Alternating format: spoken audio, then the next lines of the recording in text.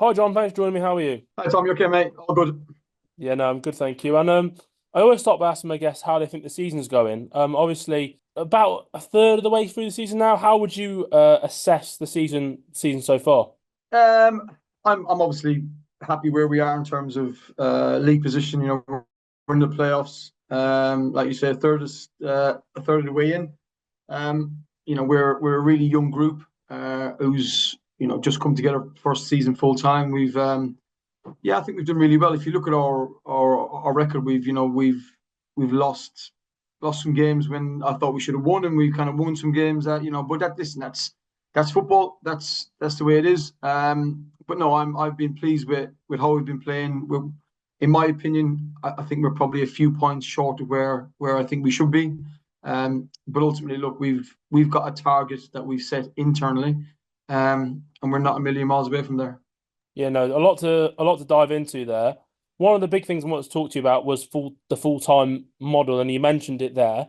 So I guess we'll start from the start of the full-time model. Was that a big part of the reason why Buxton was an appealing job? Because it was obviously a step up in division, but also a step up back into full-time football. Yeah, I think Buxton as a football club is a very progressive football club. Having won the Northern Premier League a few years ago, obviously the enticement to come and manage full time, was a massive thing for me. Working under a chairman, Dave Hopkins, who's very forward thinking, progressively forward thinking chairman. The club itself is going forward. It wants success. It doesn't want it instantly. So there's a project here. There's a plan here. The full time aspect of it was a massive driving force for me for me joining. No, definitely. And then some terms of advantages and disadvantages of the full-time model. How would you sit on that? Do you think it's more advantageous because obviously on the one hand you got more training hours than a lot of the teams do in the league, but on the other hand the that some of the part-time players in this league are on talent should be a lot higher, but obviously they can have jobs that can pay and things like that. So where do you think that puts you in terms of being a full-time club? Do you see it more advantageous, or in terms of recruitment, has it been a little bit difficult in a weird way? I think it definitely limits your recruitment aspect of it. You try and go and sign, let's say, a 28-year-old part-time footballer who's probably got 40, 50 grand a year job on top of what he's got as well. So that's the difficult thing, is to to try and find and recruit those certain players. Our remit, though, when I first got the job, was to go with a very young squad. We want to be a platform for players to kick on, to move up through the leagues, and we want to be a stepping stone for our players whilst also being successful ourselves. So yeah, I think it's more advantageous than it is a disadvantage. I see the positives more than the negatives. The positives for me are I've got access to my players, 5, 6, 7 days a week if I want to. We've got full time staff here who are, full time analysts, full time physiotherapists, goalkeeping coach, assistant manager. So everything here is geared to making the players better. Our recruitment aspect of it has to be good, but that's the same in any football club that you go into, whether you're in the Premier League or 4 or 5 divisions below us. If you don't recruit right, then you're not going to be successful. So for me, it's more of a positive than is a negative. Yeah. Yeah, you mentioned there that the remit when you came in was to have a very youth heavy approach. Is that from the club, or is that from you, or is that a bit of both? Is that why it was a good fit? Is that something that you prefer, working with sort of younger players that you can improve? I think it was a lovely kind of mix of both club and me as a manager. The reason why they chose me was because they wanted to go down this new pathway.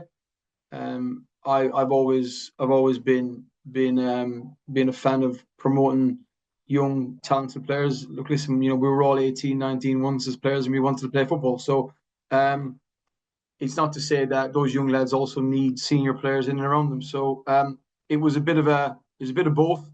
The chairman, the football club, wanted a manager to go and manage a young, progressive, forward-thinking squad. And our first 3 or 4 games, we were the youngest squad by age over across all top 6, 7 divisions, and we were 21 point 4 years of age, which is an amazing thing for us as a football club to have. But if that's not saying if the right 25, 26, 27-year-old became available and he made our squad better, then that's for us to go and try and recruit that kind of player as well. No, definitely. And one thing that is kind of noticeable with your team is you've got quite a lot of good loan players as well, from the likes of Man City. I think True Grant and Ethan Mann, who obviously you've worked with before, and obviously that's probably part of the reason why he came to you. But do you think that full-time model helped attract those like top caliber loans for the level where they're going into an environment that's full-time and things like that? I think True Grant is the big one that you look at there. He's Man City, historically wouldn't loan out players to as low as us. We have a great relationship now with Man City, because of how well we've worked with True Grant. True Grant's been fantastic. He's played every game for us. His progression will be eventually, in my opinion, he'll be a Premier League player. And for us to be just a part of that it's a big achievement for us. The loan market's huge. The fact that we're full time obviously helps because you get to give the players all our time. Monday to Friday, games on Saturdays. Ethan Mann, obviously we've worked with Ethan before. Finn Delap, we've worked with him before. Got him from Burton Albion. We've got Keane Coleman from Leeds United, who's doing really well for us. So the loan market is really important. But also we're on the back of we want to try and find our own talented 18, 19, 20-year-olds to kind of be a part of our journey. How is it that you go about finding those young players that you mentioned there? Is it a case of you watching a lot of games? Is it multiple of you? Just talk to me a little bit, I guess, about the recruitment process of bringing in some of these younger players for this full-time model. It's just what you just said. It's me getting eyes on players. It's watching lots of games of football. It's having things like Y Scout, Huddle, Transfer Room, all these apps now. It's having a long list of people that I trust from my years in football to go and watch teams, go and watch players for me, and we try and get out as much as we can to get eyes on ourselves. But it's just having working relationships with agents, with football clubs, heads of recruitment at football clubs, because you might get a 21, 22-year-old who's been released as a second-year pro, and if he fits our bill and we can get eyes in him early doors, then that's great for us as a football club. So it's all about building relationships. And look, I've been in the game for 20 odd years now, so it's relationships like that you kind of lean on. But ultimately, for us to sign a player, I have to get eyes on myself, and that's kind of fit our model and our mold. But definitely, and you mentioned there it's all about building relationships. Do you think that's probably one of the most important, but also one of the aspects of football that gets overlooked quite a lot? When fans look at teams, I guess it's about ability and things like that, but building a network of people within football, would you say that's one of the most important aspects, I guess, of your role as well as coaching, but having those relationships that you built over your career? Absolutely, it's about building relationships for the longevity, but it's also building relationships now currently in my football club. If I want to build relations with my players first and foremost, because they're the ones that have to go and play football for us and our football club. So if they feel confident in our relationship, me, my staff, to the players, then they'll play good football. We try and create an environment where the players want to come and learn. And then as an extension of that, then obviously, yes, it is getting your new relationships from, I've played with Darren Moore, who's the Port Vale manager. I know Finn Delap's dad, Rory, who's obviously been in and around. It's Pablo, my first team coach, has played for Crawley, Derby County. It is keeping those relationships going. It's making contact, seeing if anybody's got anybody on loan or releasing players. It's a constant. Being a player, you can kind of switch off at 6 o'clock on a Saturday, but being a manager, you're at it Saturday night, Sunday morning, Sunday afternoon, and you're always trying to keep the football club progressing forward. No, definitely. And you mentioned there being a footballer, a player, you can switch off. But when did you decide to make that transition into coaching? Because obviously, I guess that you might not realise it at the time, but you mentioned there your first team coach playing, you're building those relationships while you're playing. So when did you, I guess, make that conscious decision that okay, the next step for me is going to be going into coaching? I had my son, Jay, he's 21 now, and he's playing week in, week out for Doncaster Rovers and doing really well. He was in Doncaster's academies under 10 year as a 10-year-old, and they asked me just to go in and help out.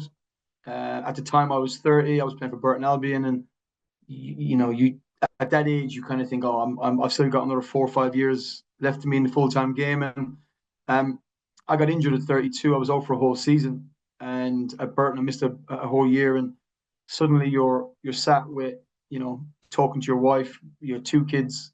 I've got three now, so we added a third, but at the time we had two. And she kind of said to me, what are you going to do? What are you going to do? It's coming to the end. And it's that realization of, what, it football, it's a young man's game. And although I was 32, 33, I was relatively young, but as a footballer, I was coming towards the back end. And that was a realization for me to start putting things in place when I retired. So I contacted the PFA.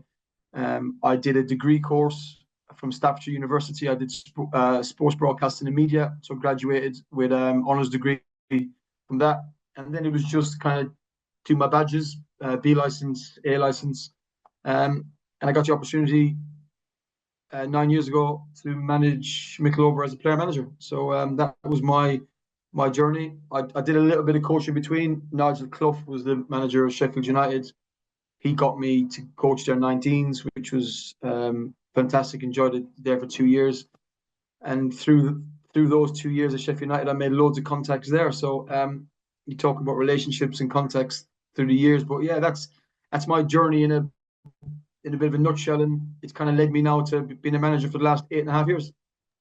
Was that something that you wanted to do as well in terms of management? Was that something that when you made that decision to become a coach, it was with the goal to be a manager? And obviously, you were a player manager first, but ultimately, was that the goal to transition into becoming a full-time manager? Yeah, I always wanted to manage as opposed to coach. I love coaching, but I love managing. Like I love managing players. I think I'm a good man manager. I think that's one of my skills. Um, and then yeah, I always wanted to manage full time, and this is my opportunity now. It's an amazing opportunity to be chosen to be the manager of this football club. Uh, um, it's like I keep saying for the club to go full time and entrust me year one with the full time role. It's something I'm relishing, but yeah, being going from part time full time, I always wanted to manage. I also I'd be very good at it. So yeah, so look, I want to continue my journey and hopefully have many years as a manager. Yeah, talking of many years, you're at Mickle for many years. Is that something that you see yourself as a manager as well? Like you've joined Buxton, which from the outside looks like a long-term project. You mentioned the long-term projects as well yourself. Is that something that you as a manager sees? Because I was like I say, you're at Mickle for quite a while as a manager. Is that kind of the goal for you to stick with a club rather than you see a lot of managers chop and change quite a lot? Would it be to build a club and build with Buxton, I suppose? Yeah, if you look at where Mickleover was 8 years, 8 years ago when I first took over, it's suddenly progressed, and the club has got better and better year on year. So that's what 8 years of one club does. You're allowed to bed in your philosophies and your beliefs into the football club, and 100% it's what I want to do here. I want to take this football club through the leagues. I think we've got a chairman who is wants the same. We've got staff here who want the same. My managerial staff, want the same. But it's got to be a project. It's got to be a building project, and that takes time. If we do it year one, fantastic. Year two, fantastic. But we have to make everything in the football club right and ready for when we do make that leap. You mentioned there your sort of your philosophies and ingraining things. And I know that goes beyond the pitch, but just for now, talking about the play style on the pitch, obviously, in terms of possession, I think you're second in the National League North. Is that something that's a conscious thing that you want to play that way? You want to keep the ball? It's obviously I'm sure it's easier with a younger group who perhaps maybe have come out of academies and are playing that way. But is that sort of the way that you want your sides to play? Yeah, I want us to be a possession-based side. I want us to dominate the ball, but I also want us to be high energy, high tempo. When we lose the ball, win it back. So we are a possession based team, but that's just not with the ball. When we lose the ball, we get it back quick. So we're a young, fit side, and then we'll try and move the ball quickly, and not for the sake of just passing the ball, but we want to build up through the thirds, and possession based teams. You could you could look at your Man Cities and things like that, but you still got to put the ball in the back of the net. You can be 70% possession and lose the game 1-0, which has happened this season to us. But it's a learning curve. It's a learning curve for me. We'll lose games by somebody can throw the ball in 40, 50 yards, or we'll lose some goal from a corner kick. So all aspects of football are taken into consideration here. But yes, for the majority, we are a possession-based build team. Would you say again that comes down to the personality you've got? Obviously, that's how you want to play on paper, but also you've got a young group, and you mentioned winning the ball back. Obviously, when you do win it back, it's shorter distances, but you've got those young players that are full of energy. Would you say that's kind of they feed into each other almost? The group you've recruited, but also you've recruited them because they fit the model, but also because they fit your style of play as well. Yeah, that's exactly what it is. It's getting the recruitment right. It's getting there's no point in recruiting somebody who is unfit, somebody who can't handle the football, somebody who so we're quite specific with how we recruit, and it's down to the goalkeeper as well. We recruited True Grant because of how good he is with his feet. True Grant's as good as a centre half, centre midfield with his feet, so he suits us down to the ground. He's got the added bonus that he's an unbelievable goalkeeper, shot stopper, comes to crosses. So just little things like that. We couldn't go out and just recruit any old goalkeeper. We had to get somebody who is exceptionally good with their feet to make us play. Centre halves are the same, fullbacks are the same. So it is down to your recruitment. I think you're only as good as who you recruit. If you recruit the right players for the right team, then that's half the battle. Definitely. And is that something that you're always thinking of? Because of the National League North, there's no window as such. Are you always, I know you're doing very well and you're obviously happy with your group, but are you always got an eye on, who you could bring in, or as well, you never know if an injury might happen. Have you always got your one eye on recruitment, especially with the open window? We're constantly updating. We've got a wall here where we're constantly updating players that we think we could go and get. 100%.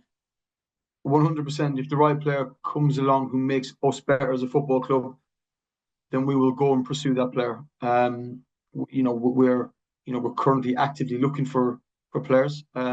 So it is because there's no transfer window. It is a daily change, a daily look at who's available. It's a review. It's like a weekly review of who's available. So if the right players become available, then yes, we will recruit players. But again, only if they make us better. Just looking at the National League North table, you're in the playoffs. You're very close to the top end of the league as well, even top place, and the league itself is extremely close. Is that what are kind of the goals of that in mind? Because obviously it's extremely close, so it's hard to say where you be coming the end of the season. But what kind of are I guess, the goals or the ambitions for you this season? I know it's a long-term project, but just looking at, I guess, just at this season. Look, if like I said a few minutes ago, if it comes in year one, it comes in year one. We are a group of management, coaching staff, a group of players, the chairman, the board. We as a football club want to win games of football. I will never go out and say, okay, we'll take a draw here, we'll take a loss here, we want to win every game that we play in. We have our goals internally. Like I said at the beginning of the meeting, we are thereabouts. I like the fact that we're in the playoffs. We can have a little push for the top as well.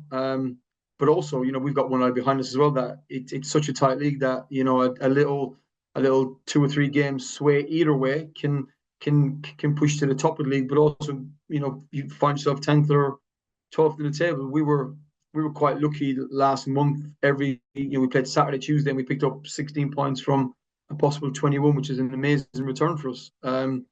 We've got to kind of go back now again, starting Saturday with Oxford City to see if we can put another run together to keep us in the higher echelons of the league. No, definitely. And you mentioned how close it is. How have you found the standard of the league? Obviously, it's an extremely tough league, but obviously this year it feels like it's 1 or 2 points between every single team. And with that in mind, I know it's a cliche, but any team can beat anyone in National League North. It really does feel like any side can really turn up. So how have you found the level? Has it been like you mentioned Saturday, Tuesday? It's been quite relentless, I would say. It's been really relentless, and then you're going to clubs like Chester, like Scunthorpe, like Kidderminster, who are have got big clubs, who are all ex-league clubs, who are have got extremely good, talented players. But then Curzon, Ashton, Chorley, very good. Brackley, very good side, been in the playoff final for the last 3 years. It is a very competitive league, and I'll tell you what, there's a lot of good footballers, a lot of good teams, a lot of good managers, coaches. So for us to be in there and to pit our wits, we're in the top 6, top 7 teams at the minute. I'm really pleased with where we're at. And then I guess the question is, what are the goals long term, the ambitions for you, the club, but for you as a coach as well as a manager? What kind of level do you want to get at? Do you want to replicate your playing career? Do you want to go even higher? What kind of is the goals and aspirations? Well, me personally, I want to manage as high as I can. That's my aspirations. I've always been a very highly driven professional man. As a young lad growing up in Ireland, I wanted to play professional football, and I wanted to play as high as I could. Now, how did I get from a little village in Limerick to joining Aston Villa in the Premier League? It doesn't come around. No one hands it to you. It's got to be self-driven. Got to have good people around you. And I'm the exact same as a manager. From myself, from my staff, from my football club, it might be that this football club goes on a journey, and I go with it. That's the project. But if I do 3, 4, 5 years here, and somebody says, okay, he's doing a good job there, the next step could be the next step. But for me, I love managing this football club. I've got a very supportive chairman, very supportive board. So the project's in place. So long may it continue. Just briefly on that, you mentioned when you came from Ireland. Is that an experience that you draw on when you're coaching young players? Obviously, that's a unique path, I guess, for you. But is that something that you look at and you draw on those experiences as a young player? Moving country and those kind of things, helping young players settle in, I suppose, in a new environment. Those type of things. Yeah, we've got lads who've joined us here at Buxton, from all over the country. They are from lads from London, come away from home, come away from mums and dads and sisters and things like that. So we try and create an environment here for the boys where it's first and foremost it's homely. It's something that we don't want to make the boys feel not at home. We've got a really good group. We're almost full of 50 young lads.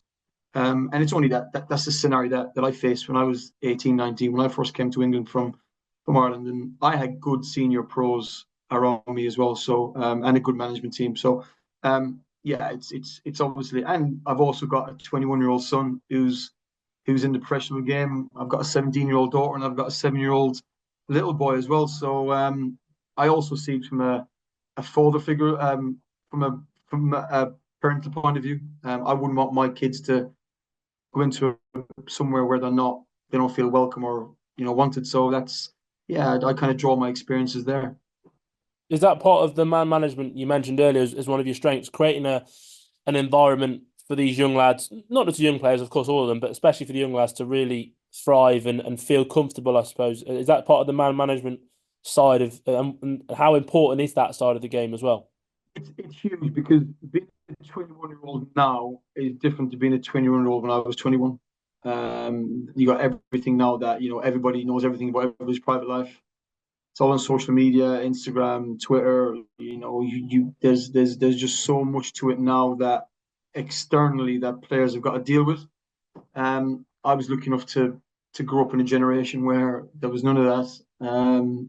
And this current crop of players they're being videoed. Training sessions have been videoed. It's games being videoed. People can comment on social media, that person's not, was no good today, and that can have an effect on players, and that's something that I have to monitor. But it's again, I go back to being a parent, being a dad. That's the kind of protection I want to give my kids. So I treat all our players here as if they're one of our own. We try and protect them from all that, but also we're trying to make them mentally strong. We're trying to give them the tools that if they do leave us, that we make them better footballers, but also kind of better men. How is that watching your son obviously play for Doncaster as well? Obviously, I imagine you don't get to watch as many games as you'd like because obviously they're at the same time as yours more often than not. But how is that watching his journey? And obviously, I assume you're able to give him advice and things like that. How is that watching him, in the pro game? Yeah, it's amazing. It's amazing to see his journey. He had a little bit of a speed bump of a journey as well. He got released by Burton Albion. Didn't get a scholarship at under 15s, 16s. Um, Mickleover. So played a few games for us at Mickleover, and because he was playing men's football, Coventry City took him. And he's had a really good journey. He went out to Ireland last season to play for St. Pat's. He won the FAI Cup, played 30 odd games, played in Europe, got an international call up. Um, Signed for Doncaster Rovers in January of last year, and hasn't looked back really. But for me, I don't. Any of my kids, I'll support them whatever they want to do. They could, table tennis, it could be art, it could be basketball. Like as long as my kids are happy and giving everything their all. But it's a special thing for your eldest son to follow in your footsteps. And I'll just put on record, he is a better footballer than me. So I'll put that out there. Oh, I was going to ask that. Do you think you can surpass what you did in your career? But I guess if you think he's a better footballer, I guess that would. Yeah, he is. He's got everything. He's got everything that I lacked. I realized that I lacked, but I've also tried to embed that in him. Um, I always say the next generation have got to be better than the previous one, and he's grown up in change rooms with me from the age of 4 or 5, and he's seen it all, he's heard it all, and it's kind of crafted him to be. He's 21, but he's got a really really senior head on his shoulders. No, definitely. And one of the things you mentioned there was him playing senior football, and obviously some of the players you've had have been very young playing senior men's football. Ethan Mann, for example, last season again, another central defender who's playing. How important is that for young players playing men's football? Obviously it's very different to the academy, but how important is that for their development? And do you think it can give them a bit of a not a head start, but almost well, I guess a little bit of head start on some of the players who haven't experienced that? I completely agree with you, Tom. I think it is a head start. I think it's if you can get 20, 30, 40, 50, 60 games under your belt before you're 20 years of age, then that's going to stand you in better stead than playing under 16s, 17s, 18s, 21s. Because ultimately, when you get released at 21, 22, 23, you're only going to come and play men's football anyway. That's part of the model and project. What we're doing here at Buxton, we're trying to give the players an idea of what men's football is like, because ultimately we want them to go on and be football league players. We want them to go on and play in the Championship, the Premier League. We've got some players here at Buxton that can go on that journey. But I think only by playing men's football. I think really young. We've had obviously Ethan Mann 3 years. Mickleover probably played 60, 70 games for us at Mickleover, and then joined Stockport County. Obviously we had my son Jay. We had Morgan Williams, who went to Coventry. He's at Yeovil Town now. We had Jake Bennett, who's gone back to Mickleover. He went to Sheffield United. Andy Dales went to Scunthorpe. So we've had a long list of players coming through, but the common theme is they were all 18 and 19 playing men's football. It's a great eye opener. It's tough because you come up against some senior old pros, which you've got to try and get the better of. And if you do from a young age, it does bode them well. Absolutely. No, definitely. Is that part of your conversation that you have with the players when you're trying to bring them in? When I guess you try and have those to convince them to join Buxton. Is that part of the conversation? That you're trying to give them that exposure to men's football, especially those younger ones who perhaps might have offers to go in at an academy somewhere, but it's better for them to get that experience playing. Is that part of what I guess your conversations are? Yeah, that's again, a massive part of my recruitment is the players that have gone before. It's the Jay McGraths, it's the Morgan Williams, it's the Ethan Manns who that is your role model. So, just remind them of their journey and the journey that we can put all our players on. Like for me, I think men's football is a lot better than 18s, 23s football coming from an academy. I think that has got a place. Don't get me wrong, because they're all highly skilled, highly technical players. But then there's the other side of the game. It's the 3 points on a Saturday. It's having people pay 15, 20 quid to come watch you play, and looking at a league table and actually meaning something, relegations, promotions, playoffs, picking up 3 points and thinking, okay, that can jump us into the playoffs. All those aspects of what I call proper football is not in the 23s game, but ultimately that's where I want our players to play, which is full-time men's football. And I guess then finally, is that part of what you want as a manager? Obviously, as a manager, the most important thing for you is to pick up 3 points and win games, of course. But is that part of? Do you get, I guess, a buzz looking at the players that you've helped? You mentioned quite a few there that have moved on and gone to clubs. Is that part of, and you're part of their journey? Is that part of what you enjoy as a manager and as a coach? I enjoy 3 points on a Saturday, 3 points on a Tuesday. Like every other manager and coach, my chairman will enjoy me getting more 3 points than not 3 points. And absolutely, if you can, I think we get so focused and so tunnel vision on results, and there's also a huge other aspect of football. There's the care inside, the well-being side. It's helping players out, it's helping staff out. Um, and I get players who I've coached ring me now from all walks of life, who are teachers, who are coaches themselves, and if we can be good people along the way, whilst also picking up 3 points on a Saturday, then that's the ultimate goal for me. Well, I think that's the perfect way to wrap up. So thank you so much for your time and thank you for joining me today. No worries, Tom. Appreciate it, pal.